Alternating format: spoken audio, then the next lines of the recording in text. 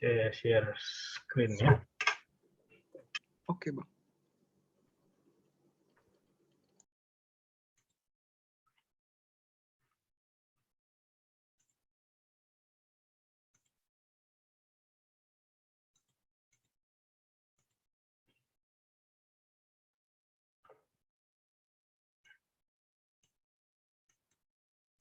Ya, apa sudah terlihat semua? Sudah, Bang. Sudah ya.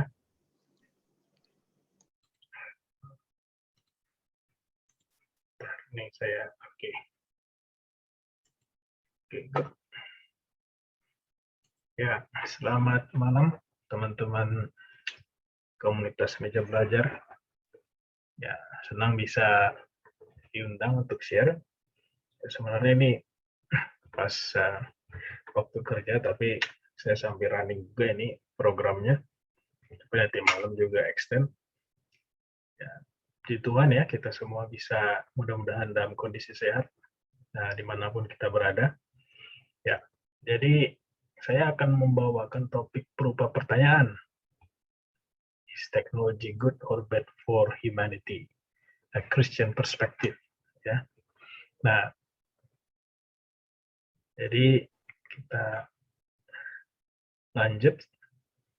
Nah, seperti kata filsuf Denmark ini namanya Søren Kierkegaard, life can only be understood backwards, but it must be lived forwards. Ya, jadi presentasi kita ini pun ibarat sebuah perjalanan, kita akan jalani ke depan, tapi mudah-mudahan teman-teman dan kita semua akan bisa memahami ketika melihat ke belakang gitu ya. Jadi saya akan perkenalkan dulu diri dengan singkat, baru kemudian kita akan masuk ke, jadi ada dua bagian dari presentasi saya. Bagian pertama itu tentang teknologi dan manusia. Nah, kemudian kita akan diskusi bagian satu, dan kemudian setelah itu kita masuk bagian dua, teknologi kemakmuran dan manusia. Nah, di sini ada elemen kemakmuran sebenarnya yang muncul. Nanti saya akan jelaskan kenapa itu menjadi relevan. Nah, kemudian diskusi bagian dua, tentu kita bisa juga diskusi bagian satu, ya. Baru kita akan tutup ya. Nah, ini saya suka kutip juga dari sutradara film orang Denmark juga, ini Lars von Trier, katanya, a film should be like a stone in your shoe. Jadi harapan saya diskusi ini juga, presentasi ini semuanya jadi to put a stone in your shoe, in your mental shoe ya. Jadi menstimulasi berpikir, merenung gitu ya, untuk hal-hal yang lebih baik ke depan. Baik. Nah, kalau presentasi singkat saya senang menulisnya itu berupa dalam kisah agung Allah yang besar, yaitu metanarasi Alkitab. Maka kisah hidup saya itu dan kisah hidup kita itu kisah-kisah kecil sebenarnya. Tapi ia merupakan satu noktah di dalam perjalanan kisah agung Allah itu. Jadi saya lahir 80, kemudian Tuhan berkati dengan keluarga ya. Nah, jadi saya mulai dengan kuliah di Elektro ITB, tapi kemudian ketika bicara misi, visi hidup, saya bergumul di tahun keempat. Awalnya masuk ITB, sebenarnya niatnya ya gimana bisa jadi orang kaya ya, dengan dapat pekerjaan yang gajinya paling bagus, paling besar, ya, prestise. Tapi kemudian tahun keempat bergumul apa kehendak Tuhan, dan kemudian menjadi dosen di Del di tepian Danau Toba. Nah, jadi muncullah visi akademia. Kemudian karena memang serius jadi dosen, berarti harus dilanjut. Nah, ini syukur dapat beasiswa pemerintah Belanda, ke Belanda, baru lanjut lagi S3 di Norway. Nah, ini tiga-tiganya kampus negeri ya, jadi dari SD sampai S3, terus saya sekolah negeri. Nah, kemudian saya lanjut di perusahaan ini sejak selesai S3, baru kemudian berintis beberapa usaha di Medan, ya, menciptakan value bagi masyarakat, membuka lapangan kerja gitu ya, bisnis sebagai misi, tapi juga ya dari kuliah juga sudah terlibat di dalam komunitas, ya. Tapi kemudian merasa bahwa perlu ada studi teologi yang lebih rigorous ya daripada hanya otodidak. Nah, kebetulan ini ada sekolah teologi terbesar dan ya saya pikir terbaik juga ya di Norway, membuka program Bachelor Teologi Bahasa Inggris. Mulai 2017 saya ambil sampai sekarang, ini tahun ke depan saya akan fokus di riset tesis MTH. Nah, ini topiknya soal artificial intelligence juga ya, dan tinjauan teologianya gitu. Jadi systematic teologi untuk AI. Nah, kita lihat apakah akan lanjut lagi nanti dengan PhD teologi lagi, ya sudah ditawarkan. Nah, ini semua sebenarnya untuk membangun komunitas, sebenarnya pelayanan di komunitas lebih berdampak. Ya. Jadi kalau ditanya, satu lagi, saya dosen luar biasa juga di Teknik Medik Airlangga sejak bulan lalu. Ya. Jadi kalau ditanya apa visi saya ini gitu, BC. Ya, dan semuanya saling terkait. Gitu ya, perkenalan singkat saya. Nah, di bagian satu ini teknologi dan manusia, saya akan menampilkan beberapa konten di YouTube sebenarnya. Jadi kita supaya tidak reinvent the wheel ya, seperti gambar ini, itu wasting time doing something that has already been done by people gitu. Jadi kita reuse saja, menjadikan itu materi untuk kita simak, baru nanti kita akan diskusikan ya. Dan itu yang lebih worthwhile yang bisa kita lakukan gitu ya. Nah, saya ingin mulai dengan mengutip dari Iskandar Alisabana. Nah, beliau ini anak laki-laki tertua dari Sultan Takdir Alisabana. Beliau menjadi profesor guru besar teknik elektro di ITB, yaitu di jurusan saya dulu. Tapi beliau sudah lama pensiun sebelum saya kuliah. Tahun 2008 beliau meninggal. Jadi dia S2, S3 di Jerman, di München. Nah, beliau menulis dalam bukunya tahun 1980 bahwa ketika kita bicara teknologi dan masyarakat, maka ada namanya dialektika teknologi. Jadi dialektika teknologi maksudnya adalah bahwa ketika teknologi digunakan untuk menyelesaikan sebuah persoalan, maka persoalan itu selesai tapi dia membawa bibit-bibit persoalan baru yang mungkin suatu saat akan menjadi persoalan utama dan butuh penyelesaian lagi melalui teknologi yang setingkat lebih tinggi dari teknologi yang menyebabkannya, gitu ya. Nah, jadi artinya bahwa keuntungan dari hadirnya teknologi selalu didampingi dan diikuti oleh kerugian-kerugian atau efek-efek negatif sebagai antitesis dari teknologi itu. Dan untuk menyelesaikannya atau kita manusia harus mampu meningkatkan kualitas, mensintesis kualitas teknologi yang berkualitas lebih baik dari teknologi yang sudah ada, dan itu bergantung kepada manusia sendiri. Nah, ini pandangan beliau dalam bukunya ya. Nah, kemudian kita akan melihat dua film singkat.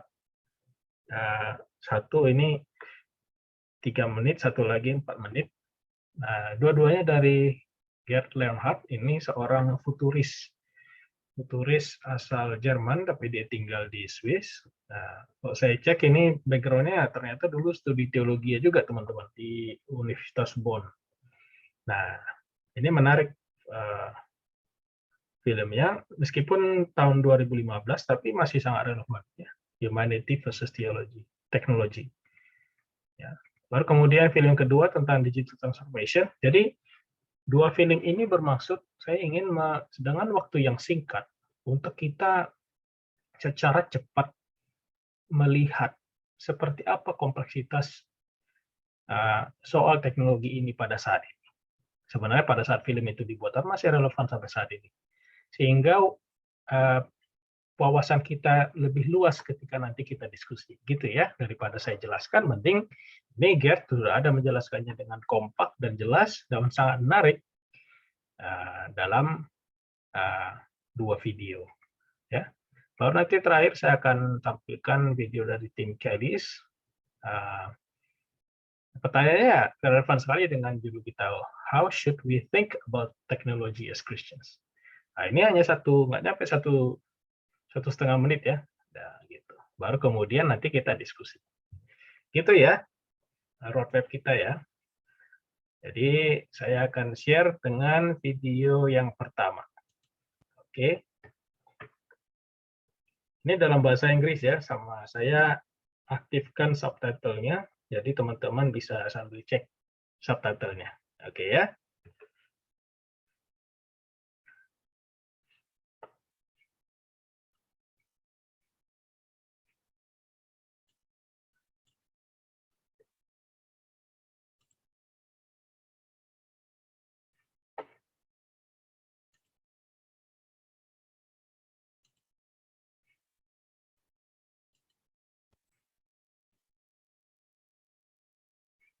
Oke, udah muncul videonya nih, Humanity versus Technology? Sudah Bang, sudah. Sudah ya? Oke, kita play ya. Kedengaran suaranya? Kedengaran Bang, jelas. Jelas, oke. Oke, kita lanjut ya. Enjoy ya, teman-teman. We are at a pivot point in history. Humanity will change more in the next 20 years than in the 300 years before. Technology is now the defining factor of our society. We will be able to travel virtually to the most amazing places directly from our living room or using our mobile devices. Billions of devices and objects will be connected in the Internet of Things. Soon, technology is moving inside of us, becoming a part of us. Our contact lenses will be connected to the Internet, and nanobots will be in our bloodstreams, fixing our cholesterol. Life will be magical, abundant, full of possibilities. What could be better?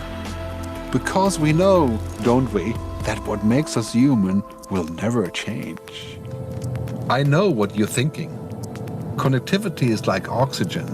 We need it to live. Even at the price of losing our privacy? Your connected car, your smart fridge, your wearables will talk to your doctor and your insurance company. Yes, indeed, data is the new oil. These exponential changes are unstoppable. Man and machine will converge. We are about to transcend humanity. Is it creepy or useful? Is it heaven or is it hell? What will it mean to be human in a world where everyone will need to be amplified or augmented by algorithms? By 2027, computers are likely to match the capacity of the human brain, perhaps even reach some kind of awareness or emotional intelligence. Yes, artificial intelligence and cognitive computing are incredibly powerful. But if we fail to consider the unintended consequences, such as, for example, an intelligence explosion, these advances could be more dangerous than nuclear weapons. Why would we expect robots or artificial intelligence to share or even understand human values, ethics, and emotions? Technology doesn't have ethics, but the future of humanity depends on it. We need to spend just as much time on the norms and the values and the context than we spend on technology itself. After all, the future is not just something that happens to us, the future is something that we create. Are you ready for your future shock? Come with me and see where the story takes us next.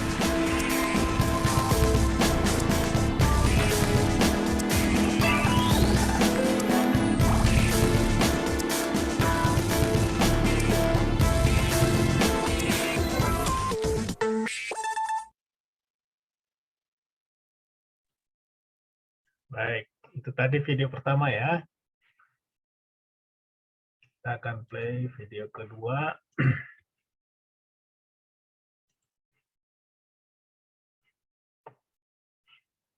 Saya share lagi ya.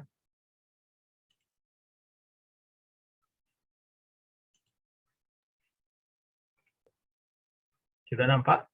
Change to? Sudah, Bang. Oke, ini sekitar 4 menit ya.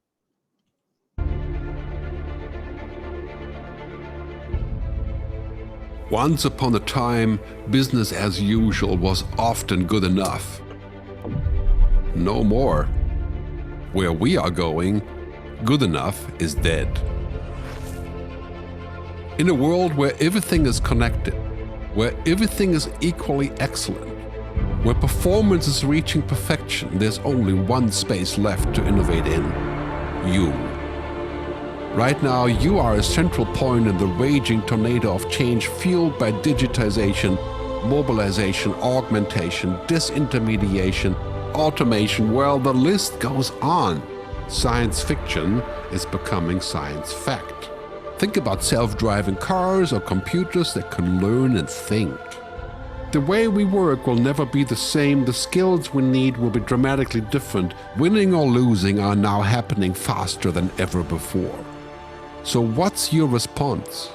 How will you discover new opportunities in one of the most transformational times in human history? Are you driving change, or are you being driven by it? Disruption has become the new normal. With change, it's always gradually, then suddenly, well, things really have stopped happening gradually. This change is exponential. Everything that used to be dumb and disconnected is now wired and intelligent. Cars, cities, ports, farms, even our bodies will be wired with sensors and will talk to each other. These game changers are also combinatorial. They amplify each other, creating a perfect storm of change. Quantum computing fuels big data. The Internet of Things fuels artificial intelligence and deep learning, which fuels robotics. However, anything that cannot be digitized or automated will become extremely valuable. Human-only traits such as creativity, imagination, intuition, emotion, and ethics will be even more important in the future, because machines are very good at simulating, but not at being. Yes, robots and software will do some of our work, but this will allow us to focus on things that cannot be automated. To imagine change squared, you've got to start engaging more with what might be, not just with what is. Immerse yourself in the immediate future, 5 to 7 years out from today. We need to go beyond technology and data to reach human insights and wisdom. Technology represents the how of change, but humans represent the why. The future is about holistic business model. The opportunity is to be liquid, to learn just in time, not just in case, not single improvements, but complete transformations, not individual systems, but new ecosystems. Humanity is where true and lasting value is created.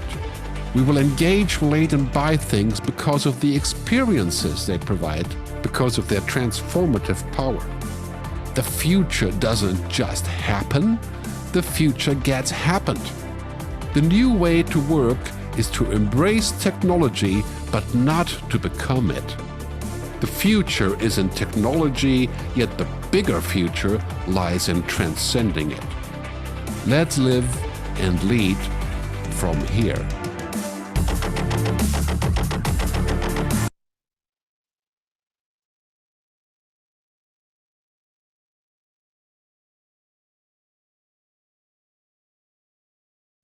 Satu lagi ya. Oke, Bang.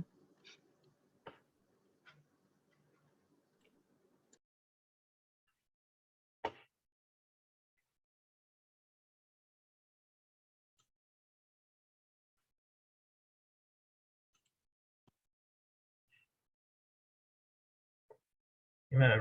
Udah tampak kegelapan itu? Sudah, Bang. Black screen.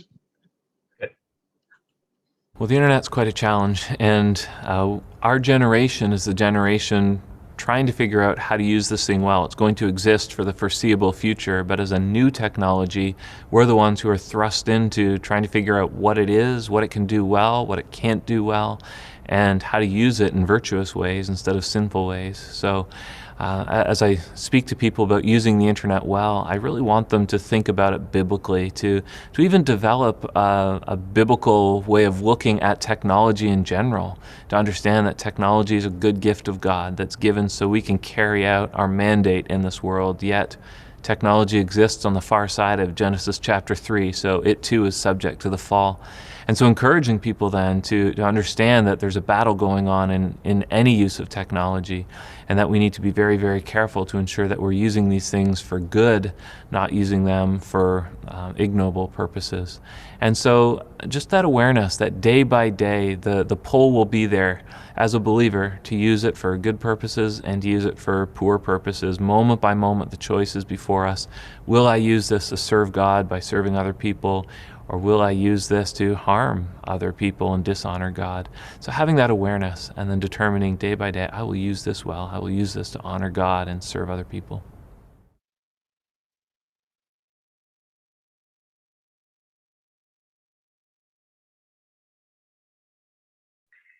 Oke, demikian bagian 1 ya, ronde pertama.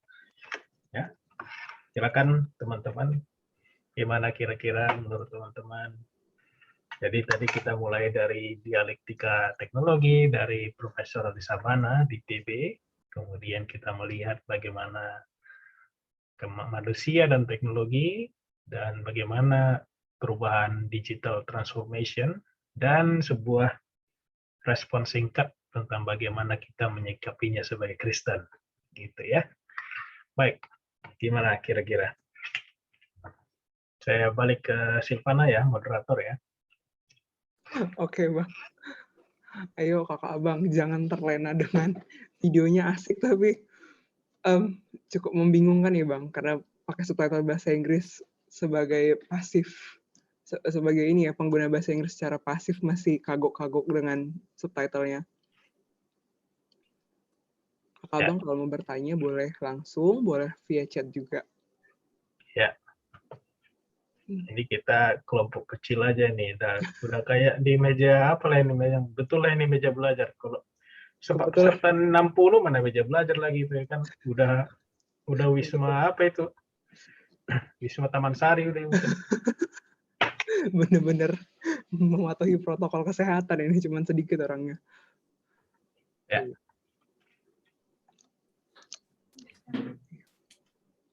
Ya, aku highlight lah ya. Silakan Bang. Boleh. Ada poin yang menarik tadi disampaikan di situ, bahwa memang kita tidak bisa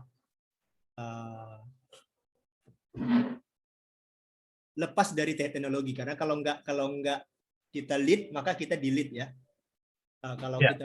Atau kita bisa terlindas oleh teknologi. Tapi ada hal yang menarik di situ, dikatakan bahwa justru humanity, ethics, dan manusia itu justru semakin penting nanti masa akan datang, karena kan robot-robot itu dan semua teknologi itu tanpa ethics, tanpa rasa, tanpa ini ya, tanpa nilai-nilai human di dalamnya, sehingga memang posisi daripada dan peran daripada manusia dalam memimpin dunia depan dengan teknologi itu menjadi sesuatu yang sangat krusial. Dan hanya memang kita, bagaimana kita menyikapinya, bagaimana kita berselancar di atas itu aku rasa itu sesuatu yang menjadi poin yang perlu kita lihat, sikapi di sini. Ya, dan bagaimana nilai-nilai kekristenan itu menjadi sesuatu yang value dalam teknologi di masa depan. Aku sih itu yang aku dari situ. Ya, jadi mungkin dalam bentuk pertanyaan, bagaimana kita menyikapi dengan bahwa ada aspek-aspek manusia yang sebenarnya tidak bisa atau sulit didigitalkan Ya. atau dikuasai oleh robot atau teknologi. Nah, tapi ada banyak aspek lagi yang bisa dikerjakan dengan sangat baik oleh, bahkan mungkin lebih baik daripada kita. Nah, itu sebab sebenarnya kita perlu menyadari betapa zaman seperti apa kita saat ini hidup. Dan seberapa cepat perubahan sedang terjadi. Nah, kadang-kadang kita kalau hidup kayak di kota Medan, di mana ya perubahan tidak pernah cepat terjadi, apalagi mungkin tinggal di Tautung misalnya kan, atau mungkin di Padang. Di Padang pun gitu, tidak terlalu Padahal, cepat. nah disitulah kita perlu melihat bahwa seperti dikatakan Gerd itu, Leonhard, bahwa masa depan itu sudah ada. Meskipun bukan di tempat kita, tapi di tempat lain sudah ada. Nah, jadi bukan sesuatu yang di awal lagi. Jadi katanya science fiction, it becomes science fact. Nah, memang kita bisa terkecoh bahwa itu masih terlalu maju karena mungkin kita nggak pernah lihat di tempat kita gitu loh. Belum ada dijual di supermarket gitu di tempat kita. Tapi bukan berarti bahwa itu nggak ada. Sudah ada. Nah, tapi kita sebenarnya sangat dibantu dengan yang namanya internet. Bahwa kita bisa mencari tahu dengan internet. Dengan gadget yang kita punya, kan gitu kan. Nah, persoalannya kembali, teknologi itu pada dasarnya netral. Dan sekarang sebenarnya bagaimana seseorang menggunakan teknologi dan untuk apa, itu sebenarnya mencerminkan siapa dan bagaimana orang itu. Jadi sebenarnya balik ke kitanya gitu kan. Nah, itu satu. Jadi perlu kita untuk mencermati dan mencari tahu. Kedua, kita perlu berpikir kalau dulu misalkan ya kita berpikir mungkin 5 tahun ke depan gitu loh. Sekarang nggak bisa. Mungkin teman-teman yang pelajaran atau teman-teman yang belajar sesuatu atau kuliah sesuatu di kampus hari ini, itu dalam 10 tahun lagi mungkin aja udah nggak akan bisa, udah akan digantikan oleh komputer. Iya loh. Nah, tadi Silvana cerita soal akuntansi ya. Saya agak berat hati, tapi saya pikir perlu jujur untuk mengatakan akuntansi ini dalam posisi yang rentan sekali digantikan robot loh. Nah, bahkan info yang saya dengar beberapa bank, ada chief economist satu bank swasta terbesar di Indonesia, dia cerita bahwa mereka they recruit less and less number of accountants. Yes. Nah, persoalannya adalah kondisi teknologi berubah begitu cepat, tapi sistem pendidikan kita belum tentu bisa secepat itu beradaptasi. Ya memang sekarang ada sistem kampus merdeka segala macam, tapi at the end of the day menurut saya balik kepada individu-individunya aja. Kita mengharapkan sistem berubah, pemerintah cepat berubah, ya sulit gitu. Nah, jadi pada dasarnya kita yang harus jangan sampai terperangkap oleh bidang studi kita gitu. Misalnya, akuntansi terus kamu mengharapkan harus kerja di bidang akuntansi, belum tentu. Jadi memang harus adaptif, agile, dan jadi pembelajar dan memang siap untuk cepat bermanuver gitu. Kalau enggak, ya kayak bilang tadi Bang Herbert yang dibilang di video itu, either kita nanti jadi pengguna atau penikmat berselancar di atas teknologi, atau kita jadi korban dari teknologi. Gitu ya. Nah, kalau mengharapkan pemerintah harus memperhatikan kita, mana ada. Ya kita aja mikirkan gimana kitanya gitu loh. Dan komunitas ini jadi komunitas yang baik untuk bisa mendapatkan mentor-mentor atau teman-teman diskusi untuk bisa membuat keputusan lebih baik. Saya pikir itu ya. Mungkin satu hal lagi nih. Ya Bang. Ini kan tadi itu kan ada orang-orang yang futuristik ya. Nah, futuris ya. Ya futuris. Jadi ada banyak beredar tuh di internet yang futuris yang bicara tentang ke depan. Ada terkadang-kadang seperti sesuatu yang membuat menakutkan ya, buat takut bagi orang-orang yang sekarang ini. Yang sementara seperti tadi dibilang oleh Bro Moritz tadi kan, kita kadang-kadang tidak melihat itu dalam kasat mata ataupun dengan seakan-akan itu masih jauh sekali. Bagi beberapa tempat itu masih jauh sekali. Apalagi kalau kayak di sini di Mentawai misalnya, itu jauh sekali tuh apa yang dibicarakan tadi oleh ini ya. Tadi dia sudah sebutkan sampai angka 2027 akan begini, 2027 akan begini.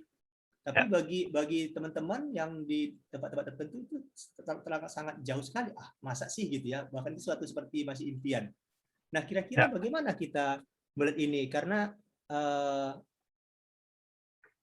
itu bisa menjadi sebuah ramalan atau tapi juga bisa menjadi sesuatu yang sangat didasarkan kepada research ataupun sesuatu prediksi-prediksi yang sangat valid gitu. Nah, bagaimana kita bisa melihat ini dengan jeli sehingga kita tidak menjadi orang yang tertinggal, terlindas, tapi juga tidak menjadi orang yang terlalu ketakutan karena hal-hal yang ke depan itu begitu rupa membuat kita khawatir lah. Ya mungkin itu. Iya. Jadi respon pertama, terima kasih Bang. Respon pertama saya pikir adalah kita perlu mendengar. Kita perlu mendengar dengan cermat apa yang mereka katakan. Tentu dengan filter gitu ya. Tapi tentu kalau mereka bicara dengan argumen dan data, dan misalkan ya bahwa teknologi kecerdasan buatan akan bisa berdampak dengan hilangnya pekerjaan-pekerjaan, sejumlah pekerjaan atau banyak mungkin. Sementara pekerjaan baru yang mungkin akan ditimbulkan masih belum muncul gitu loh. Nah, itu bagaimana? Nah, jadi akan lebih baik kita kalau mengetahui dari awal itu sebelum itu terjadi di Indonesia. Nah, kemudian setelah kita mengetahui itu, baru kemudian kita melihat kepada, tadi pertama kita melihat kepada dunia ya. Baru kemudian yang langkah kedua adalah kita melihat kepada diri. Apa sebenarnya kekuatan dirimu? Apa sebenarnya passion diri kita? Dan apa yang sebenarnya yang sudah skill yang kita miliki. Baru kemudian kita melihat. Bagus juga untuk kita berpikir. Aspek-aspek mana yang sebenarnya masih akan bisa rentan untuk digantikan teknologi. Atau jika saat ini saya sedang studi atau kuliah, atau bahkan mungkin sudah lulus di bidang yang rentan sebenarnya akan jadi digantikan teknologi, maka apa yang harus saya lakukan? Nah, itu teman-teman kita perlu mengambil waktu untuk beradaptasi dengan itu lebih cepat, lebih baik. Nah, kemudian yang ketiga adalah kemudian kita setelah melihat kepada dunia, apa yang terjadi saat ini dan mulai kita lihat ke depan, kita tadi yang kedua melihat kepada diri kita, baru yang ketiga kita melihat kepada Tuhan. Dan bertanya, Tuhan, apakah yang kau kehendaki dengan aku sudah melihat semuanya ini? Nah, pimpinlah aku. Nah, kita butuh hikmat gitu ya. Hikmat ini ya nggak dikasih robot gitu kan, tapi Tuhan akan memberikan kepada kita di dalam pembuatan keputusan yang kita lakukan. Jadi kita yang perlu proaktif ya, saya pikir. Nah, karena kita nggak bisa lagi berasumsi bahwa situasi seperti biasa aja berjalan gitu loh. Karena mungkin di Kota Medan ya besok akan seperti hari ini kok. Nggak, belum tentu. Nah, itu bisa, itu ibarat seperti ini. Tahu ke teman-teman kalau orang caranya membunuh katak, ada ilustrasinya itu kan. Nah, katak itu ditaruh di tempat yang wajan lah ya, isinya air dingin. Baru kemudian itu dipanasin kan airnya. Dia nggak langsung, dia akan tetap di situ. Kenapa? Kalau dia langsung ditaruh ke air panas lompatnya. Karena kontra dengan suhunya. Tapi karena suhunya itu dia mengikuti suhu lingkungan, maka tubuhnya itu ngikutin suhu lingkungan. sampai at one point itu tubuhnya nggak sanggup lagi, ya matilah. Gitu kan. Nah, jadi kalau kita terus ngikutin, kemudian sampai ada waktunya ya kita nggak bisa lagi, ya baru mungkin kita sadar gitu. Jadi perlu untuk berpikir jauh ke depan. Dan syukurlah seperti tadi saya bilang sudah ada internet untuk kita mengecek kan gitu. Nah, jadi coba mari kita pergunakan internet dengan baik dan lebih baik lagi di dalam komunitas gitu yang berpikiran maju. Saya yakin KMB ini salah satunya gitu ya. Demikian, Bang. Menarik tadi Bang. Apabila kan tadi kan masalah teknologi nih, misalnya menggunakan internet nih. Jadi aku sama Jessica kemarin sempat ngobrol soal salah satu film dokumenter namanya Social Dilemma. Jadi di situ Ya, bagus sekali tuh. soal artificial intelligence, dan tadi kan Abang bilang penggunaan internet gitu. Jadi sebenarnya kan kita mengkonsumsi internet, bahan-bahan yang sampai ke kita adalah apa ya, hasil dari pengolahan data yang selama ini kita pakai sebelumnya kayak gitu Bang. Jadi maksudnya itu kan menggunakan algoritma ya. Dan apa yang sudah kita buka biasanya seterusnya dari sistemnya akan menampilkan berita yang serupa gitu. Ya. Dan gimana, maksudnya akan sulit Bang untuk merefill pengetahuan atau informasi yang baik, menggunakan informasi yang baik kalau ternyata kita udah tercemar dengan informasi yang nggak baik dan itu diolah dan di share lagi dengan kita gitu. Kalau Abang ada tanggapan nggak soal itu Bang? Ya, nah Social Dilemma itu saya sangat rekomendasikan untuk teman-teman tonton. Iya, sangat bagus.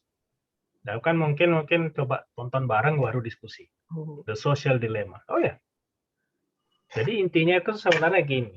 Social Dilemma itu adalah bagaimana artificial intelligence dipakai untuk supaya orang makin addicted ke teknologi sosial media. Ya, jadi perusahaan-perusahaan di balik media sosial itu, ya Google, Facebook, you name it lah. Itu ingin supaya penggunanya makin lama makin engage gitu loh. Pakai waktu lebih lama pakai medsos, makin engage posting konten, bikin komen, add teman, kan gitu kan. Itu semua bentuk-bentuk engage. Nah, itu semua sebenarnya di-fuel oleh uang dari pengiklan. Iya. Jadi bisnis modelnya itu iklan, tapi yang dijual mereka itu sebenarnya adalah kita penggunanya. Nah, sadar nggak kita ini? Jadi film itu bagus untuk membukakan kepada kita dari orang-orang yang memang pelakunya atau mantan pelaku yang kerja di perusahaan-perusahaan itu dulu. Mereka cerita, this is the game gitu loh, that they have been playing with. Nah, kita sadar nggak itu? Bahwa kita ini jadi komoditas. Dan kemudian yang dipakai adalah supaya kita terus attach dengan media sosial, maka artificial intelligence system yang mereka pakai itu akan memberikan info-info yang suka untuk kita, cocok untuk kita. Misalnya gini, coba teman-teman cek kalau teman-teman Google beli tas atau mau beli TV. Nanti kalau buka portal berita kayak Detik, nanti iklan-iklannya akan tentang TV loh. Ya gitu. Jadi dia tahu berdasarkan apa pilihan-pilihan kita buat. Nah, artinya apa? Orang akan makin terpolarisasi. Bukan jadi sistem itu hanya untuk gimana orang suka gitu ya. Seperti kata Rasul Paulus, orang akan mendatangkan guru-guru yang menyenangkan telinganya. Itulah media sosial. Ya makanya yang ikut media sosial di satu kubu tertentu ikut di situ, ikut lagi yang lain, ikut yang kubu lain, ikut di kubu yang lain kan gitu. Nah, solusinya apa menurut saya adalah disinilah critical thinking penting. Skill berpikir kritis. Nah, saya udah share itu sama Armen, saya udah ada video materi tentang critical thinking dan berpikir sistem juga, system thinking di channel saya di YouTube. Nah, coba teman-teman simak Itu pendekatan yang paling sederhana yang bisa saya lakukan untuk menjelaskan apa itu sistem dan critical thinking. Nah, itulah satu yang akan menolong kita bijaksana di dalam rimba media sosial. Nah, saya pun jadi bukan pengguna media sosial aktif. Saya punya akun Facebook tapi nggak saya pakai. Saya nggak pernah posting, nggak pernah bikin status. Twitter juga ada tapi udah nggak pernah update lagi. Nah, karena kalau ngikutin itu semua habis waktu. Atau lihat di YouTube gitu, yang influencer yang jutaan-jutaan itu Raffi Ahmad, saya nggak pernah nonton sekalipun kontennya. Bener, what's the point gitu.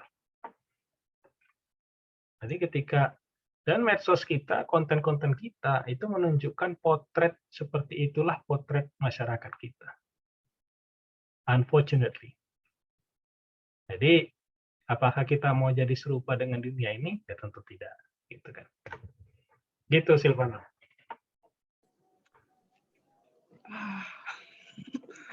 Akhirnya terjelaskan. Thank you, Bang. Ya.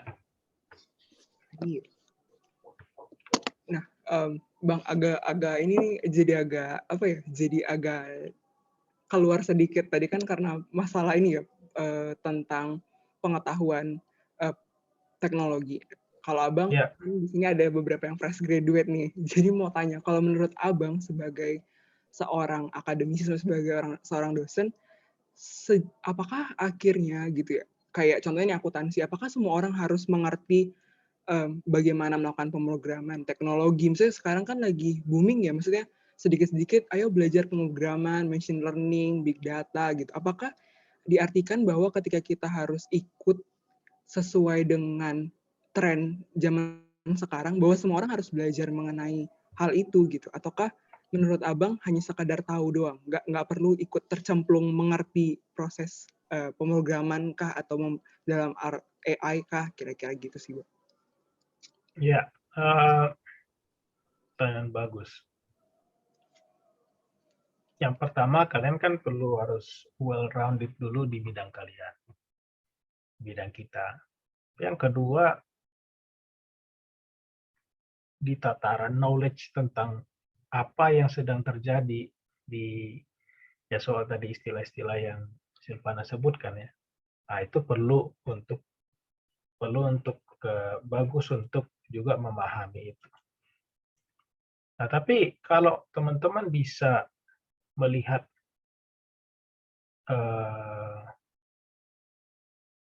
ada kapasitas misalkan untuk belajar sampai technical skill dari programming misalnya untuk mengetahui lebih, itu akan lebih baik lagi. Tapi tentu melihat kapasitas kalian gitu ya. Jadi itu yang bisa saya sampaikan. Ya bagus sebenarnya, tapi tergantung kembali kepada kapasitas kalian gitu ya. Sebab dunia ini akan makin cepat berubah gitu. Ya, akan makin cepat perubahan itu terjadi. Jadi kalau kitanya tetap stay aja gitu loh, nggak siap, nah takutnya jadi ya terlindas ntar. Ya. Mic-nya. Gitu. Ya, thank you Kakak Abang.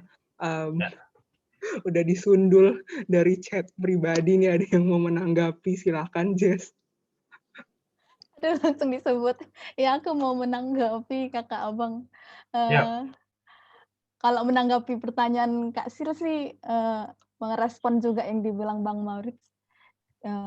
Aku sebagai pencari kerja sih kayaknya memang harus, karena aku percaya inovasi kan dibuat supaya semakin efektif, semakin cepat, dan kita dituntut untuk juga mendukung keefektifan, mendukung kreasi manusia itu supaya untuk meningkatkan kesejahteraan juga. Misal teknologi itu menjadi alat dan kita harus menguasai alat itu. Nah, aku jadi mau nanya nih Kak, Bang, dan teman-teman semua terkait di video tadi nih, bahwa ya ada aspek manusia yang memang hanya bisa di manusia, nggak bisa dialatin, nggak bisa diintelijensikan gitu. Tapi kalau aku melihat Kakak Abang teman-teman, di kehidupan kita bahkan kita sebagai manusia pun tidak terlalu manusia, dalam artian ya kita yang aspek manusia itu punya wisdom gitu, harus punya empati. Tapi kalau dari sisi pesimistik atau sisi realistik, kalau aku lihat sih bagaimana peradaban membawa kita sekarang, bagaimana kebiasaan-kebiasaan manusia-manusia, teman-teman sekitar aja deh yang di dalam rumah, empati itu menjadi kurang. Kebijaksanaan juga aku tidak yakin sih, mungkin orang dulu lebih bijaksana ya. Cuma aku merasa bagaimana mungkin seorang manusia bisa melestarikan kemanusiaannya kalau manusia itu sendiri pun terkikis kemanusiaannya. Jadi kalau kita yang menyadari Bang, Kakak Abang teman-teman, kalau kita yang menyadari nih bahwa kita udah terbawa arus nih, kita harus kembali menguasai, jangan dikuasai. Gimana cara kita Bang teman-teman untuk menginfluence, untuk mengajak dan membuat orang ikut sadar Kakak Abang teman-teman, karena kalau kita secara individu sadar sendiri, kalau kita secara individu berbeda dari dunia sendiri juga menurutku tidak berbuah apa-apa kan Kakak Abang teman-teman. Mungkin kalau ada yang mau merespon boleh aku serahkan ke moderator. Oke. Moderator sampai speechless dengan penjelasan Jessica. Ini pasti akan diserahkan dulu ke Bang Maurits sebagai speaker. Oke, makasih ya pertanyaan Jessica. Ini boleh nanya background studimu apa ya, Jessica ya? Background studi akuntansi Bang, tapi aku tertarik mempelajari segala hal. Nggak tahu. Oke. Iya gitu Bang. Ya. Ya itu tadi observasi yang menarik dan saya pikir tepat. Pertanyaannya sebenarnya juga kan apa sih manusia itu? Nah, jadi disinilah bahwa kita sebagai Kristen memahami bahwa manusia adalah ciptaan menurut gambar dan rupa Allah. Nah, itu menolong kita untuk memahami, memiliki worldview ke-Kristen tentang siapa manusia itu. Nah, kemudian artinya bahwa ada values ya seperti kejujuran, kebenaran, keadilan, kasih, mercy, kemurahan hatian, begitu kan, empati seperti Jessica katakan tadi. Jadi intinya bahkan seperti dikatakan orang-orang kan itulah memanusiakan manusia, ya, pendidikan. Nah, tapi ketika kita tidak kehilangan atau nggak peduli dengan values itu, justru yang ada ya egoisme, materialisme, hedonisme, segala isme-isme lainnya gitu. Maka manusia seperti apakah kita ini? Jadi saya pikir itu tetap menjadi concern yang utama saya pikir ya. Apalagi makin relevan di konteks perkembangan teknologi saat ini. Jadi saya pikir apa yang bisa kita lakukan ya melalui pembinaan dan pelayanan kita, itulah yang kita mau tunjukkan. Tapi juga akan makin perlu disampaikan betapa makin urgentnya kita benahi hal-hal itu. Sebab akan tiba masanya bahwa kalau kita nggak jujur, robot itu kan nggak bisa dikorupsi. Nggak tahu dia korupsi. Kalau dia udah dibilang bahwa oke, A, B, kalau diprogram begitu, ya dia nggak bisa A. Kalau kita kan A, bisa nggak jadi B kan gitu kan? Masih bisa. Nah, ketika sistem akan diminta untuk makin transparan, makin akuntabel, ya lebih bagus pekerjakan robot. Nah, ya. Dia nggak pernah komplain, nggak pernah demo, kerja 24 jam sehari, 7 hari seminggu, 365 jam hari, gitu loh. Terus nggak pernah minta naik gaji, betul kan? Lalu manusianya mau kemana? Kan gitu. Jadi saya pikir ini menjadi input yang berharga untuk kita di dalam pelayanan, di dunia pelayanan, termasuk pendidikan, segala secara luas, termasuk juga di perkantas atau dimanapun di kampus, untuk makin menunjukkan betapa makin urgentnya pembangunan manusia seutuhnya itu. Terlebih dalam Christian worldview. Gitu ya, Jessica ya. Ya silakan kalau mau tambahin mungkin Bang Herbert atau teman-teman yang lain. Iya, supaya makin kaya. Thank you Bang. Bang Herbert nggak mau menanggapin Bang? Silakan lanjut dulu. Oke. Ini kita udah masuk di jam 8 Bang. Kayaknya boleh kita masuk ke Oh, bagian 2 ya. Nanti kita bisa Oke. balik lagi ke bagian 1. Siap. Oke, saya share dulu ya.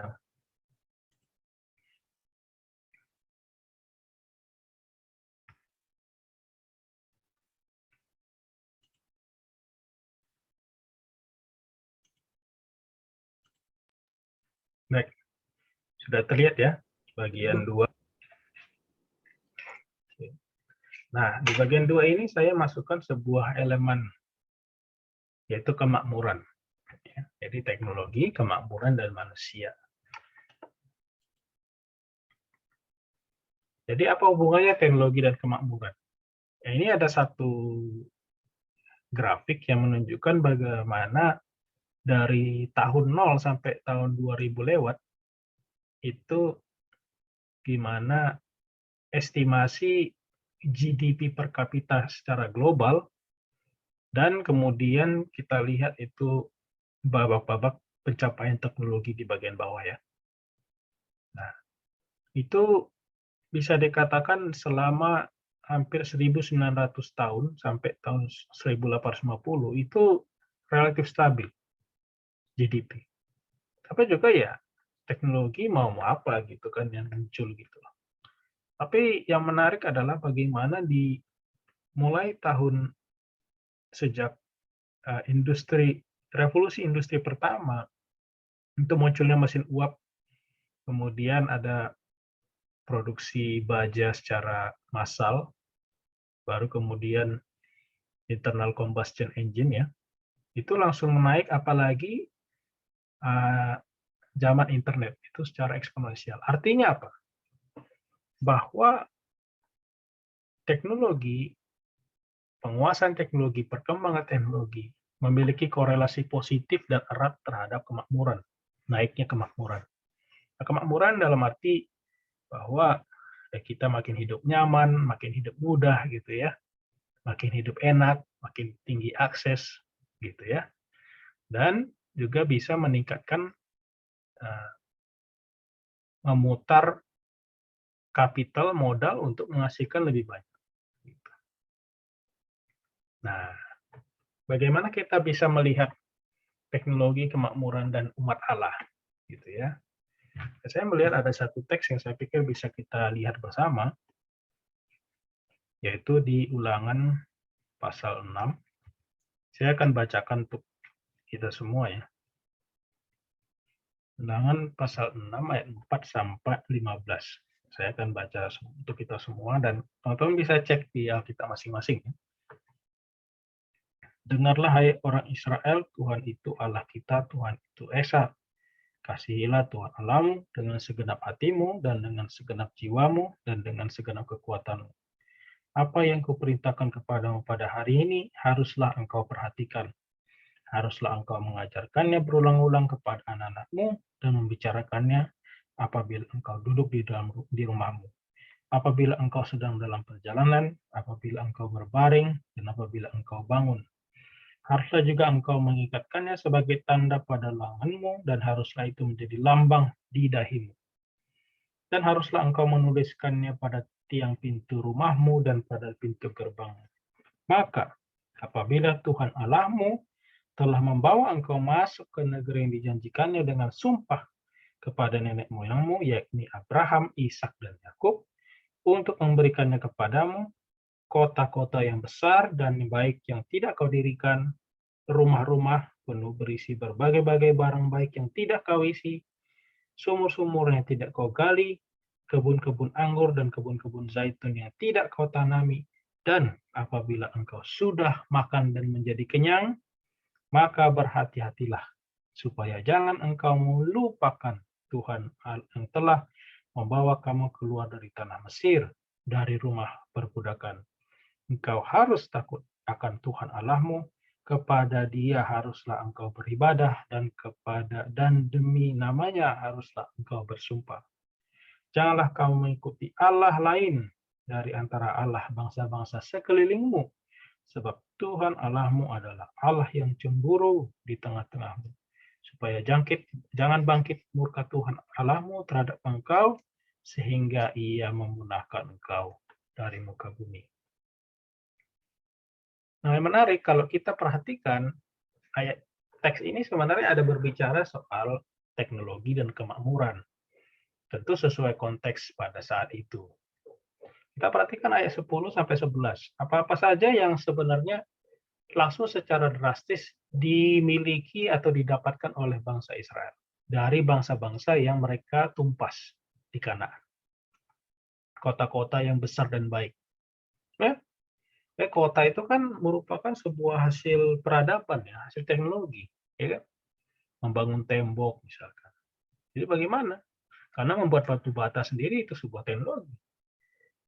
Kemudian rumah-rumah penuh berbagai barang yang baik. Jadi rumahnya bukan hanya kosong, tapi penuh barang yang baik. Mungkin berupa tembikar, ya kan?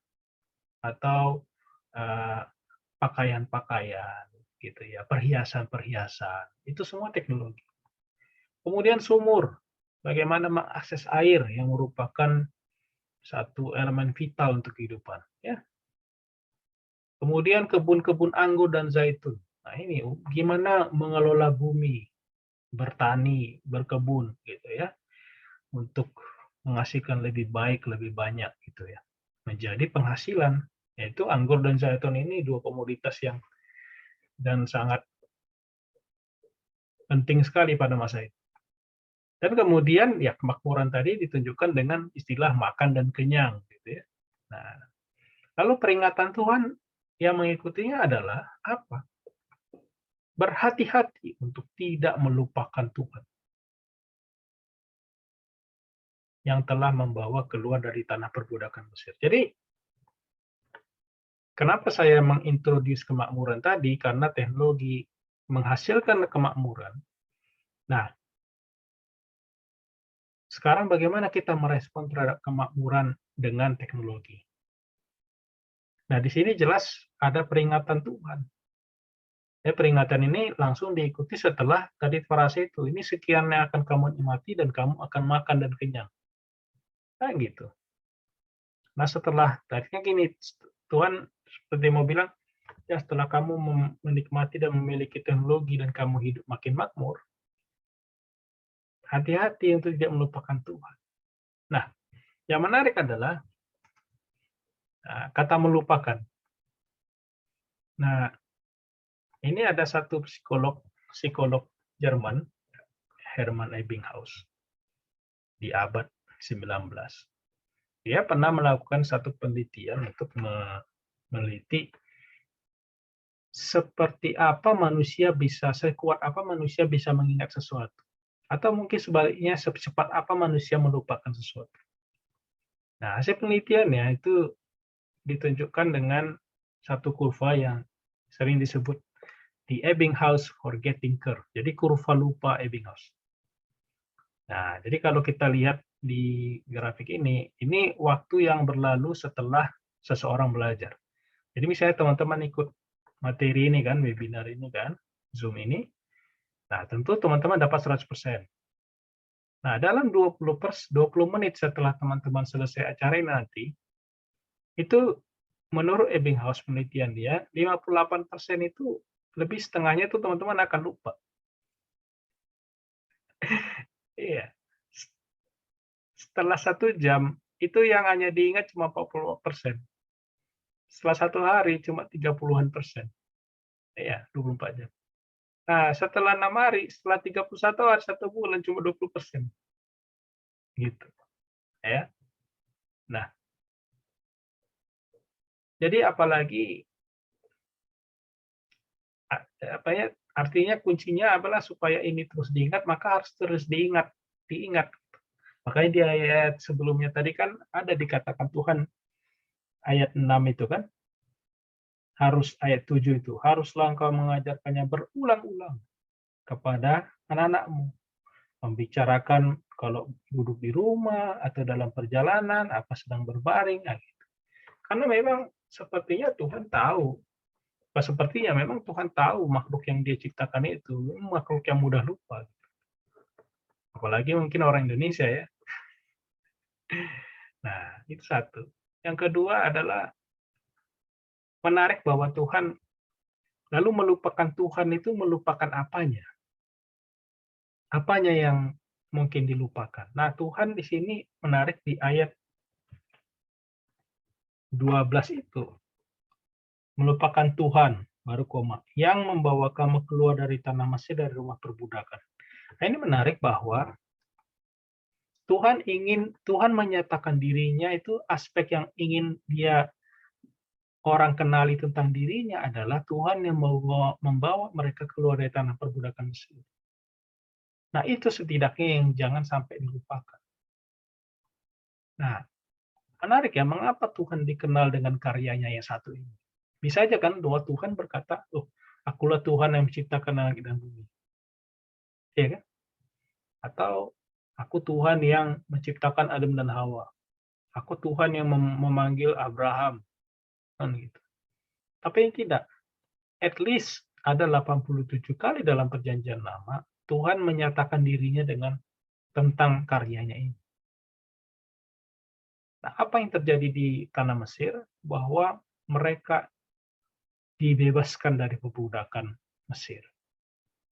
Itulah yang Tuhan ingin supaya mereka kenal. Jadi supaya mereka jangan lupa gitu, bahwa kehidupan mereka tanpa Tuhan bebaskan mereka, maka mereka akan tetap di tanah Mesir, menjadi budak. Dan tidak akan mungkin bisa menikmati kemakmuran yang sudah bisa mereka nikmati saat itu. Jadi pertanyaan adalah bagaimana membumikan ini relevan bagi kita. Kalau kita pikir-pikir, apa lalu paralel dengan tanah Mesir bagi kita? Jadi kalau Tuhan sekarang misalkan, Tuhan mau berkata kepada kita, jangan kau lupakan aku, Tuhan yang membawa kamu keluar dari tanah perbudakan Mesir. Kan nggak relevan kan? Langsung kan? Nah, setelah saya pikir-pikir, saya pikir yang tidak boleh sampai kita melupakan Tuhan dengan kita menikmati teknologi dan kemakmuran yang ditimbulkannya adalah bahwa Tuhan, jangan sampai kita melupakan Tuhan yang membawa kita keluar dari perbudakan dosa dan maut. Jadi kalau bagi orang Israel, mereka jangan sampai lupa karya Tuhan di tanah Mesir, maka bagi kita saya pikir kita jangan sampai lupa kepada Tuhan atas karyanya di Yerusalem, di Palestina, yaitu melalui karya Kristus, melalui kehidupannya, penderitaan dan kematian, dan kebangkitan serta naiknya ke surga, yang menebus kita dari dosa dan kita menjadi pemenang atas maut. Dua itu ya, dosa dan maut. Dan memang dua ini yang tidak bisa diatasi oleh teknologi. Meskipun ya, mau kita semakmur apapun, ya hanya Kristus yang bisa membereskan masalah dosa dan maut kan gitu. Nah, jadi maksudnya secara tidak langsung kita jadi belajar bahwa Tuhan mau bilang, ya mau saya apapun teknologi kau punya, ya nggak bisa. Bagaimana caranya kamu menyelesaikan masalah dosa dan masalah maut, kematian. Meskipun ada usaha-usaha kekinian manusia melawan penuaan ya, jadi gimana hidup makin panjang atau bahkan mengalahkan kematian. Nah, ini ada beberapa contoh perusahaan ini, investasi sampai miliaran dolar. Jadi seperti Google, ada pemiliknya Amazon dan yang para investor lainnya, gimana menemukan cara untuk manusia hidup panjang, bodinya tetap muda, ya kan, supaya terus menikmati kehidupan di bumi ini. dengan segala kemakmuran. Nah, jadi melawan kematian. Tapi apakah akan seperti itu realitanya? Nah, ini menjadi satu kita melihat bagaimana manusia merespon terhadap dosa dan juga kematian. Ya, jadi itu ya di bagian 2 ini. Jadi saya tambahkan elemen kemakmuran dan juga aspek yang memang tidak hanya Yesus yang bisa selesaikan. Nah, tapi manusia kalau mau coba menyelesaikannya gitu loh dengan teknologi. Jadi kami nggak butuh Tuhan kan gitu. Oke, silakan. Apa yang mau Thank you, Bang. diskusikan? Thank you, Bang. Ini untuk kakak abang yang mau menanggapi dari diskusi yang dari bagian kedua nih bahannya, atau dari bagian 1 juga ada yang belum selesai. Boleh. Ya, atau dikombinasikan boleh. Oke.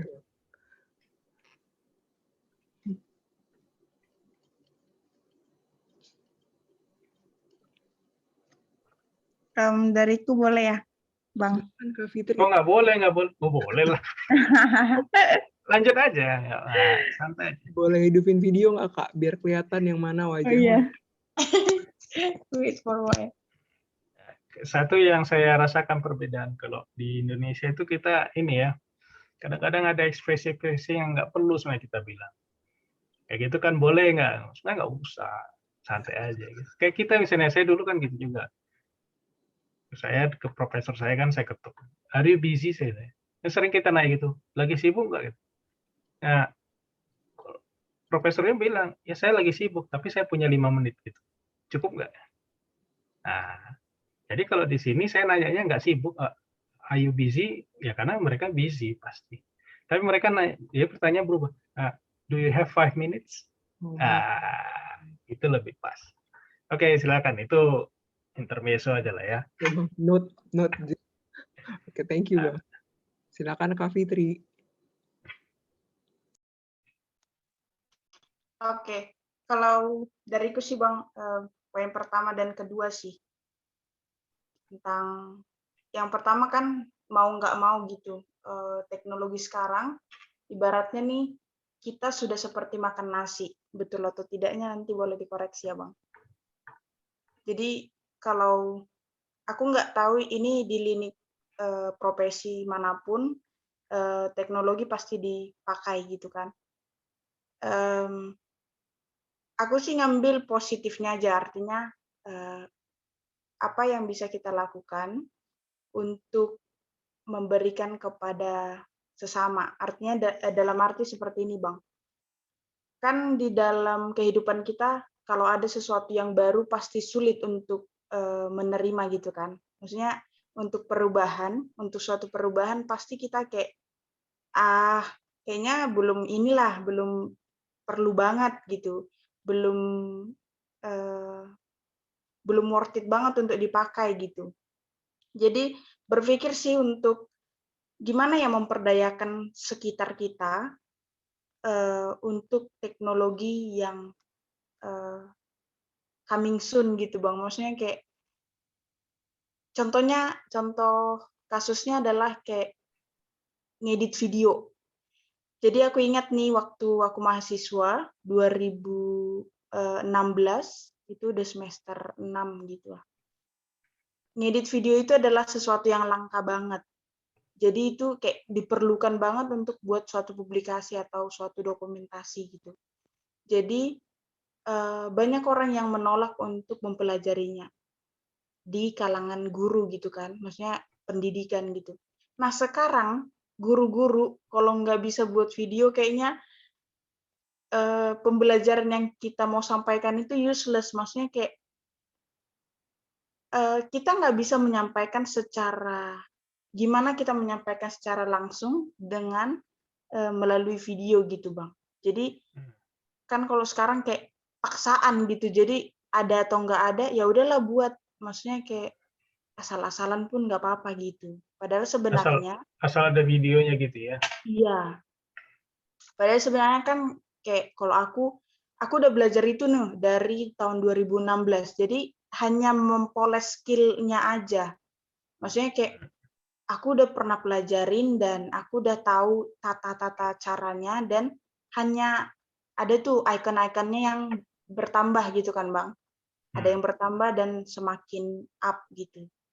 Jadi kalau dariku sih lebih mudah gitu. Jadi nggak, sulit banget nih ini kayak, nggak maulah, kamu aja yang buat punya aku gitu. Apalagi kan harus punya keahlian di bidang pendidikan. Aku maaf ya kalau mau ngomongin pendidikan gitu. Jadi gimana sih Bang cara kita untuk memperdayakan sekitar supaya berdampak di bagian teknologi nih apanya? Iya. Ya, terima kasih ini Fitri ya panggilannya ya. Iya Bang. Nah, jadi ada macam-macam alasan kenapa seseorang berubah atau melakukan sesuatu. Ada yang karena dia harus melakukan itu. Oh, I have to. Tapi bisa saja seseorang itu have to karena dia terpaksa. Sebenarnya dia nggak mau. Kalau mau sih sebenarnya aku mau melakukan yang lain gitu. Nah, gitu. Nonton YouTube-nya Raffi Ahmad aja deh kan gitu misalnya. Nah, tapi ada yang lebih tinggi lagi, minimal. I want to. Aku ingin. Nah, atau I need to. Atau I want to. Saya mau, saya ingin. Nah, ini lahir dari sebuah kesadaran pribadi. Mungkin dia melihat ya aku memang perlu, atau memang ini menarik gitu ya, terinspirasi, ya gitu. Jadi saya pikir ya bagaimana kita bisa menginspirasi atau menolong orang untuk sampai kepada level yang tinggi atau tertinggi di dalam dia berbenah, ya adalah mencoba men-trigger kesadarannya, saya pikir. Nah, karena gini, ada dua alasan perlu dan cukup seseorang sakit itu pergi berobat. Satu, kita harus tolong orang sakit ini untuk sadar bahwa dia sakit. Sakit ya. Karena ada juga orang sakit dia nggak tahu bahwa dirinya sakit. Nah, misalnya gini ya, dalam hal ini ya, kamu kurang untuk skill ini ya, kita perlu tolong dia untuk sadar, iya ya, aku kurang ya. Bisa aja dia merasa tahu kan. Nah, tapi yang itu nggak cukup untuk membuat orang, oke, aku tahu aku sakit. Apa lantas dia pergi berobat? Belum tentu. Kenapa? Karena tidak sedikit orang suka dengan sakitnya. Sakit itu apalagi dosa. Dosa mana yang nggak enak? Malas misalnya. Dosa kan semua enak. Ya daripada aku belajar capek-capek belajar video editing, ya ngapain? Mending aku main-main medsos kan gitu. Ya, kan ada elemen dosa juga di situ. Nah, maka yang langkah kedua adalah supaya menolong orang sakit pergi berobat adalah dia dibawa sampai ke titik kesadaran bahwa dia benci sakitnya. Artinya kita memberikan alternatif yang lebih baik gitu loh. Nah, kadang orang kan bilang gini, jangan kau malas. Ya, tapi nggak kasih alternatifnya apa. Jadi mengungkapkan sesuatu itu secara negatif. Jangan buang sampah sembarangan. Hanya anjing babi buang sampah di sini. Sering kali kan kalau di Kota Medan kan ditulis kan. Nah, tapi itu kan pernyataan negatif. Pernyataan positifnya harusnya apa? Itu lebih informatif. Buanglah sampah pada tempatnya. Nah, sering kan kita kan bermainnya negatif. Oh, jangan kau malas-malas kau katanya. Nah, gitu. Tapi ya itulah. Jadi itu proses perubahan yang ya kalau saya pengalaman ya, lebih mudah bekerja sama mesin dan komputer daripada dengan orang gitu. Jadi memang susah lah kerja dengan orang, ini butuh emosi kita sumbunya harus panjang lah ya. Nah, jadi saya pikir itu ya respon saya ya. Gitu sih. Silakan kalau ada yang kurang atau mau tambahin boleh. Oke, thank you Bang. Dari Kak Fitri gimana Kak? Masih ada pertanyaan lanjutan? Sudah menjawab sih dari apa yang Abang Moritz paparkan. Terus kalau kita menyambung tentang kemakmuran gitu Bang. Ya. Aku punya adik kelompok gitu kan, jadi dia fokus kepada YouTube gitu, jadi kayak ya mencari nafkah dari YouTube gitulah. Oke. Aku nggak tahu ini langkah yang benar yang dilakukan atau enggak, tapi setidaknya aku mendukung dan kalau ada channelnya dia aku share dan pasti ku like kayak gitu dan secara dukungan pun ku berikan kayak gitu. Tapi nggak tahu lah ya itu terlalu idealis atau tidak gitu. Contohnya kayak Kak komen like yang bagus-bagus gitu kan. Tapi sebenarnya kontennya itu tidak terlalu bagus dan tidak terlalu worth it gitu kan. Tapi demi adik kelompok gitu ya Bang. Harusnya kan kita bilang ini nih dia harus diperbaiki ini gitu. Ternyata kalau kita kasih masukan yang seperti itu, dia yang sedang mencari nafkah dari itu mungkin kayak terlalu banyak omong atau kayak ya like aja lah gitu atau komen kayak gitu. Gimana ya Bang menanggapi seperti itu? Apa yang bisa kita perbuat? Iya. Ini kan kita juga bicara teknologi ya, karena YouTube itu sendiri ya di balik itu kan ya sebuah teknologi sebenarnya. Nah, bagaimana kita menggunakannya? Ya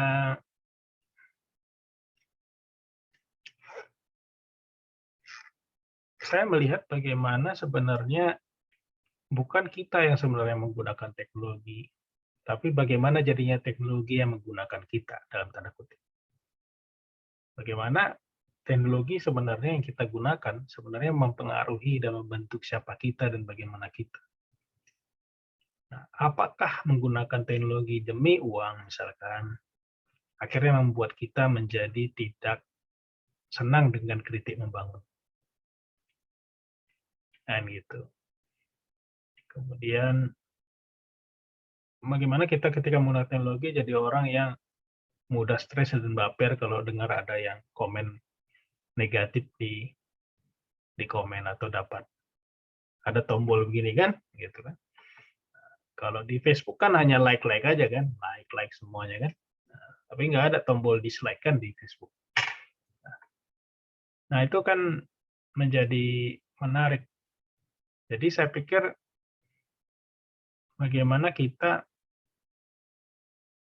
mampu bijak terhadap bagaimana kita menjadi pengguna teknologi tanpa kita menjadi disetir atau dipengaruhi secara negatif oleh teknologi. Ya saya pikir ya soal bagaimana kita menyampaikannya. Ya, kalau misalnya dia tanya gitu kan, tolonglah yang bagus-bagusnya aja ya. Mungkin itu menjadi sebuah kesempatan buat Fitri bertanya ke dia gitu. Kenapa hanya yang bagus-bagusnya ada aja? Nah, ya gitu. Jadi menjadi pintu masuk untuk masuk ke layer yang lebih dalam gitu kan. Karena di balik kata-katanya pasti ada pikiran kan. Nah, pikiran itu coba diadres gitu. Nanti harapannya adalah terjalin percakapan yang membangun gitu kan. Iya, iyalah Kak. Kalau jelek nanti kan nggak enak lah nampak orang atau gimana gitu. Nah, ini jadi menarik sebenarnya. Nah, sehingga kita bisa menolong dia untuk makin jadi manusia meskipun menggunakan teknologi termasuk untuk mencari nafkah. Ya seringkali kan gini bahwa ya kayak YouTuber itulah konten seperti apa yang mereka buat? Ada value-nya nggak? How come suatu konten yang bagi saya doesn't make sense, prank yang aneh-aneh gitu loh, ditonton jutaan orang. Itu berapa banyak waktu dipakai nonton itu? Sekian juta orang. How much time is wasted? Nah, jadi ya cuma ya itu hak mereka untuk membuat gitu. Dan memang tujuannya ya seperti medsos tadi, give what they want. Mereka maunya sampah, give them sampah. Iya. Tapi disitulah potret menyedihkan bangsa kita. Apa kita ini penyuka konten-konten sampah? Jadi saya pikir, tapi di situ juga menjadi tantangan bagi kita. Lantas bagaimana dong? Nah, mungkin karena orang Kristen pun kurang untuk memasuki ruang-ruang media sosial tadi, seperti YouTube misalnya, memberi konten-konten alternatif. Nah, itu menjadi tantangan juga buat kita. Gitu loh. Bahwa misalnya kita perlu melihat bahwa jangan selalu serius-serius sekali kontennya, ada elemen entertain juga. Nah, itu misalnya. Itu sebuah insight yang penting. Nah, supaya kita pun juga lebih diterima, gitu kan. Gitu loh. Itu kali ya dari saya. Mungkin silakan kalau ada yang lain. Ya, boleh. Silakan, Aja, Bang. Ya. Jadi memang terpikir bahwa kan perkembangan teknologi ini kan pesat nih, apalagi dengan media sosial dan digitalisasi. Sementara etika Kristen di dalam teknologi kan belum muncul ya. Jadi kalau etika sosial, etika ekonomi sudah ada banyak resources yang muncul dan ditulis atau disusun oleh para pemikir dan para praktisi dari bidang-bidang itu dalam konsep Alkitab dan nilai Kristen. Tapi teknologi dan media sosial sepertinya belum ada muncul itu. Mungkin menjadi tantangan juga karena kelihatannya ini semakin menjadi bisa semakin bebas, semakin liar, sehingga akan banyak juga hal-hal yang mempengaruhi secara negatif. Satu contoh lah itu ya, tentang like itu gitu.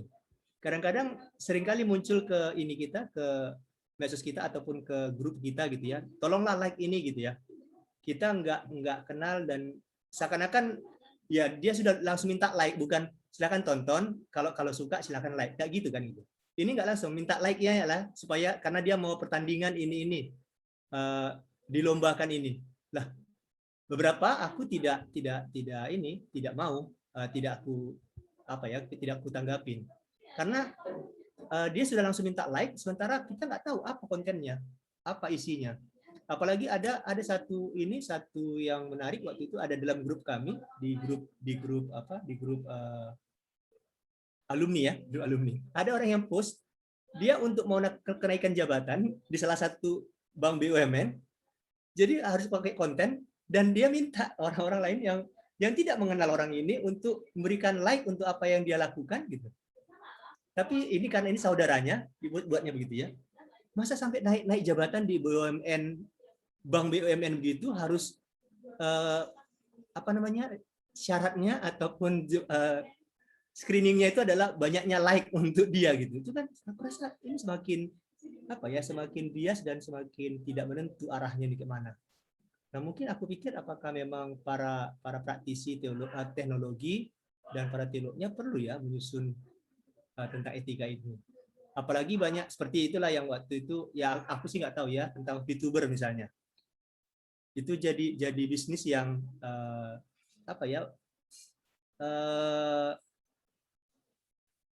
viral juga dan itu dipromokan kalau kami di gereja begitu ya. Bahkan ada hamba Tuhan yang mempromokan untuk orang-orang jemaatnya untuk tambahan uang untuk ikut VTuber. Hanya nonton iklan, entah iklan apapun itu ditonton, nanti dapat poin, ditukar dengan uang, dapat uang sekian, masuk transfer. Wah, ini modelnya seperti apa nanti ke depan? Nah, aku pikir di sini pembicaraan diskusi tentang etika, value dalam teknologi, dalam perspektif Kristen, aku rasa menjadi sangat krusial dan mendesak gitu. Itu sih komenku tentang itu tadi. Ya, ini saya tanggapi Bang yang saya setuju sekali. Dan saya pikir disinilah sebenarnya topik-topik seperti ini, isu-isu seperti ini dibahas dan dicerahkan oleh para public speaker kita. Dalam arti ini bisa public speaker, saya bicara secara umum, dosen, guru, pendeta, pengkhotbah, staf, pembina mahasiswa, orang tua. Karena ya, tapi sekarang kan pertanyaannya apakah sejauh mana ruang-ruang itu dipakai untuk membahas hal ini? Saya nggak tahu di Indonesia. Teman-teman gimana? Di gereja-gereja teman-teman. Ada nggak dibahas itu? Misalnya, ada nggak dikritisi itu? Dan dikritisi bukan dalam khotbah satu arah gitu ya. Jangan khotbah 1 jam, 1,5 jam khotbah terus gitu loh. Sementara dunia kita, generasi Z, generasi milenial kita itu udah nggak cocok dengan gitu. Tapi khotbah 1 jam, 1,5 jam khotbah mulu. Gitu. Tanya jawabnya nggak ada. Jadi nggak ada ruang untuk orang bertanya, mengajukan unek-uneknya atau pertanyaannya, concern dia, itu untuk mendapatkan jawaban. Karena nggak ditemukan jawaban di keluarga, nggak temukan jawaban di sekolah, nggak temukan jawaban di pelayanan, nggak temukan jawaban di gereja, akhirnya dia mencari dimanapun dia bisa temukan jawaban. Mungkin saja bisa aja keliru gitu. Jadi ya ini saya pikir sebuah panggilan ya, panggilan a call untuk kita melihat kesempatan ini sebagai kesempatan untuk kita memberi pengaruh. Karena kalau ini tidak diadres, ya bisa jadi kebablasan memang. Gitu ya. Ya, sepakat sama Bang Herbert. Nah, kalau aspek teologi sendiri, ya salah satu yang saya coba lakukan adalah ya, makanya tahun kedua saya MTH ini, Master Teologi, saya akan fokus mulai bulan ini sebenarnya. Saya topiknya Artificial General Intelligence dan tinjauan teologi Kristen tentang itu. Bisa juga mungkin nanti masuk sedikit etiknya. Karena belum ada atau minim sekali karya untuk konstruktif atau sistematik konstruktif teologi untuk itu. Jadi mungkin namanya AI teologi nanti jadinya. Gitu ya. Baik. Oke, thank you Bang. Tadi ada tanggapan dari Jessica ya ini tadi. Menambahin untuk Kak Fitri. Bisa dibaca ya Kak nanti. Dan ini Bang, tadi kan udah banyak nih ngobrol ke sosmed. Ini ada pertanyaan dari Karisna. Dari chat. Karisna mau baca langsung atau dibacain Kak? Mau nanya langsung nggak? Ya, open mic aja. Oh ya, ini saya bisa 10 menit lagi ya. Karena mau jemput anak. Oke bang. Oke. Open mic deh. Oke, thank you Bang untuk presentasinya tadi juga. Aku sih mau nanya, jadi kan tentang teknologi ya, tapi jadi kalau misalnya kita ke desa tuh kan desa itu tuh udah jauh banget lah dari teknologi di sini ya. Apalagi di Sumatera ini masih ada desa-desa yang nggak ada listrik gitu. Nah, satu sisi saya pengen bertanya, sebenarnya waktu saya datang ke desa itu saya mikir, sebenarnya desa ini perlu berubah jadi kota atau stay tetap jadi desa dengan apa adanya desa itu, atau mereka perlu ada pembaruan peradaban ya, yang kayak gitu ya. Tuh. Ya. Nah, itu sih pertanyaannya Bang. Karena satu sisi juga adanya masuknya teknologi ke desa itu kan akan mempengaruhi kerusakan lingkungan tuh, nggak bisa dipungkiri toh gitu. Kalau misalnya mau bangun jalan harus membabat berapa pohon misalnya dan yang lain-lainnya. Nah itu sih pertanyaannya. Sedangkan orang-orang di desa itu belum tentu mereka itu sebenarnya pengen untuk punya wilayah yang sama seperti kota karena mereka sudah merasa cukup dengan apa yang mereka miliki dan orang luar yang biasanya memaksa untuk desa itu jadi berkembang. Nah, itu sih. Thank you. Ya, ini pertanyaan baik. Jadi menarik ya, di Indonesia ini dari era internet sampai era zaman batu masih ada. Itu karena di Papua itu kita bisa aja masih temukan suku tengah terbelakang gitu. Zaman batu lah masih. Ya, masih pakai panah gitu kan, berburu gitu loh. Itulah spektrumnya itu sangat luas gitu. Nah, bagaimana dengan desa? Kalau menurut saya di situ perlu, ketika kita bicara perubahan, pasti kan ada perubahan. Maka pertanyaannya adalah seberapa besar orang desa itu siap dan mau membayar harga untuk terjadinya perubahan. Nah, seringkali di situ kita coba menolong mereka. Tapi kadang-kadang gini juga, ada orang nggak sedikit. Saya pernah dapat info misalnya di kawasan Otoba. Jadi ada aja warga desa itu, warga kampung itu, ya dia nggak mau belajar gitu. Misalnya kita mau kasih penyuluhan, gimana supaya panennya dari 2 kali setahun jadi 3 kali setahun. Tapi kemudian Bapak harus begini, Bapak harus tambah begini. Ah udahlah, ini aja lah, capek aku. Nah, yang gitu.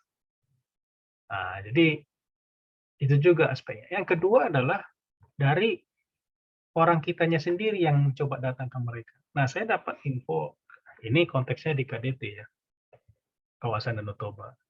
Ya banyak orang-orang kampung itu sudah apatis dengan orang-orang yang datang kepada mereka, terutama dari pemerintah.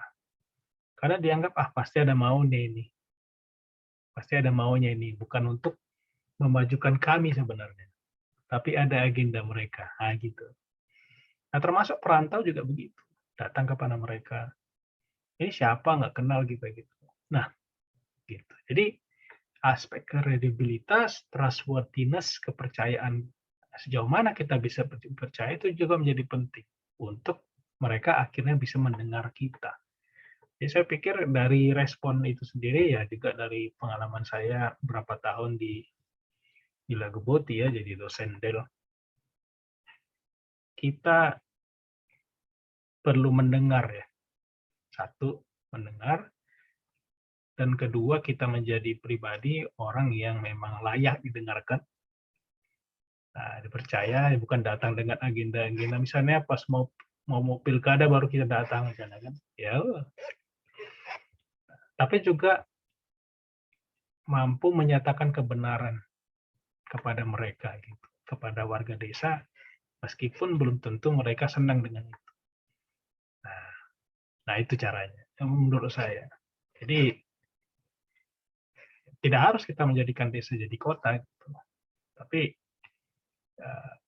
kalau gitu maunya apa, nah, gitu kan. Nah, disitulah harapannya terjadi exchange, terjadi diskusi, dan kemudian berujung kepada ide yang disepakati, dan kemudian aksi yang bisa mudah-mudahan berkelanjutan, sustainable. Ya, itu dari saya. Oke, thank you Bang. Dari Karisna, jelas kah? Jelas. Thank you ya Bang. Oke, thank you. Sama-sama. Kak Bang, karena tadi waktunya 10 menit lagi ya Bang. Kayaknya ini jadi pertanyaan terakhir aja, dan aku rasa kita mempercepat juga. Kalau dari Abang, Bang, ada nggak satu pernyataan pamungkas, misalnya kayak penutup tentang tema kita hari ini? Gitu? Ya. Ya pertama saya ingin ucapkan terima kasih untuk teman-teman yang datang. Tadi ada 9 jadi 8. Ya, bagi saya prinsipnya berapapun orang dilayani. Kecuali mungkin nanti saya jadi pembicara yang udah dibayar 1 jam ngomong sekian dolar katanya, kan nggak tahu lagi gitu kan. Tapi ya saya terima kasih teman-teman memilih hadir di tempat ini saat ini untuk kita bersama belajar. terlepas dari begitu banyak pilihan yang teman-teman bisa buat. Ya kan? Nah, bagi saya itu sebuah kehormatan. Dan saya berharap apa yang saya sudah siapkan dengan kerja keras, dengan waktu yang nggak sedikit, itu teman-teman bisa nikmati, ya, dan berguna gitu ya. Itu karena saya menghargai teman-teman, gitu. Nah, kalau pamungkasnya, saya pikir bahwa, ya, kembali ke pertanyaan tadi, is technology good or bad to humanity? Kalau saya jawab, it depends on the human himself or herself. Are you good or bad? Do you have good or bad purpose or good intention? Then it determines how you use technology. How one use technology tells us about that person. Bagaimana apa yang orang lihat di YouTube itu, pola seperti apa orang menggunakan lihat di YouTube itu menunjukkan siapa orang itu. Buku apa? Ada orang bilang, tunjukkanlah buku-buku yang dibacanya, maka aku akan memberitahu siapa orang itu. Dan itu masih teknologi buku. Atau Zoom apa yang dia ikuti. Nah, itu kan tahu. Kan gitu. Jadi, saya pikir pada akhirnya yang lebih penting alih-alih daripada bicara soal teknologi, maka concern-nya balik kepada kita. Siapakah kita?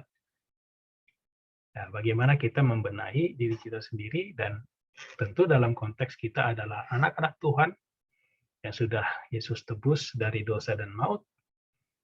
Nah, ketika kita makin penuh dan makin utuh dalam Tuhan, saya percaya kita juga akan Tuhan berikan hikmat untuk menggunakan teknologi secara penuh dan utuh bagi kemuliaan Tuhan untuk melayani lebih banyak orang. Oke, terima kasih teman-teman. Terima kasih Silvana semuanya. Thank you Bang. Untuk Kakak Abang, sebenarnya kita masih ada mau kasih pengumuman soal kegiatan ke depan, tapi karena publikasinya belum ada, boleh nanti dicek di Instagram mejabelajar.id. Nanti kita akan kabarin di sana. Dan sebelum selesai kita akan tutup dalam doa. Boleh Kak Sri yang tutup dalam doa, Kak? Tes, suaraku kedengaran nggak? Sinyalku bagus nggak sih? Sangat jelas, Kak. Oke. Mari kita bersatu di dalam doa. Bapak yang terkasih, terima kasih ya Tuhan untuk hari ini, untuk apapun yang boleh kami dengarkan dari Bang Maurits, untuk apa yang sedang Tuhan rencanakan dalam kehidupan kami, terkhusus kami sebagai anak-anak muda yang masih sedang juga menggumulkan tentang visi kami. Biarlah kiranya Tuhan, melalui apa yang kami dengar hari ini, itu membenahi kami dari dalam terlebih dahulu, dari dalam diri kami, supaya juga ketika pun di depan kami teknologi sedang ingin menguasai, tapi biarlah itu tidak menjadi hal yang negatif bagi kami, karena kami tahu prinsip-prinsip kebenaran di dalam menggunakannya. Bagi kami yang bekerja di bidang pendidikan, ajari kami Tuhan juga untuk mau belajar, memberi diri belajar untuk menggunakan teknologi yang lebih baik, supaya kami bisa memberikan yang terbaik untuk anak didik kami.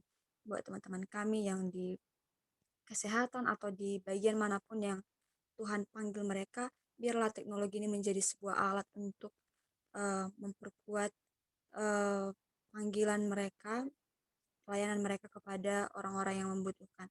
Bahkan juga kepada Bang Maurits, kiranya Tuhan berkati dia lebih lagi dalam setiap pekerjaan maupun pelayanannya Tuhan, dan Tuhan juga memakainya lebih lagi. Buat teman-teman kami yang hari ini tidak bisa hadir di sini, biarlah Tuhan juga yang memberkati mereka, supaya untuk kedepannya kami boleh bergabung lagi. Bahkan juga Bapak, jika tadi di dalam Zoom ini kami kurang maksimal mengikutinya, mungkin karena jaringan, biarlah kedepannya kami boleh tergerak kembali untuk menonton rekamannya, supaya ya kami boleh diingatkan kembali ya Tuhan. Inilah doa kami Bapa. Aktivitas kami berikutnya, setiap rencana-rencana kami serahkan ke dalam tangan pengasihan Tuhan. Ampuni kami akan segala dosa pelanggaran kami. Dalam nama Yesus Kristus, Juru Selamat kami yang hidup, kami berdoa. Amin. Thank you Kak Sri. Thank you Bang, udah mempersiapkan bahan hari ini Bang. Sama-sama. Boleh juga itu, Bro. Nanti kalau selesai tesisnya, Oh, tentang itu. Kalau saya sih Itu seru tuh. harapannya sih itu jadi minimal jadi apa? Jurnal.